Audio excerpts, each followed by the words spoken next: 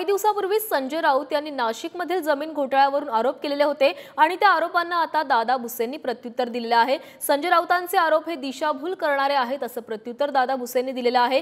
800 कोटींच्या घोटाळ्याच्या आरोपांवर भुसेंनी हे प्रत्युत्तर दिलंय। नाशिकमध्ये सर्व राऊतांच्या परवानगीनेच व्हायचं, तर राऊतांना तोंड दाखवायला जागा राहणार नाही असं देखील भुसे म्हणतात।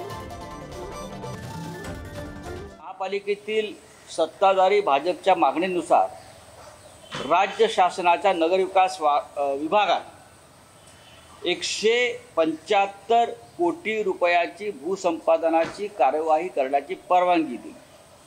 पण नगरविकास खात्याचे तेव्हाचे मंत्री एकनाथ शिंदे होते। लक्षात घ्या, महापालिकेचं प्रशासन, तिकडले भाजपचे पदाधिकारी आणि आपल्या मर्जीतले बिल्डर यांच्या लाभासाठी 800 कोटी रुपयांचे भूसंपादन केलं। याची गरज नाही आहे आणि हे 800 कोटी रुपये ठराविक बिल्डरांच्या घशात घातले।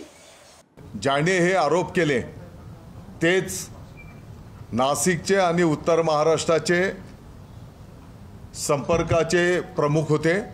ज्या काही घडामोडी व्हायच्या त्या संपूर्ण घडामोडी त्यांच्या मार्गदर्शनाखाली, त्यांच्या परवानगीनेच व्हायच्या। आणि म्हणून हा तर मला वाटतं की एक विषय आता त्यांनी सुरू केलेला आहे, तर त्यांचं 10 विषयांवर आम्हाला बोलता येईल आणि एक एक विषय जर जनतेसमोर आले तर त्यांना तोंड दाखवायला सुद्धा जागा उरणार नाही।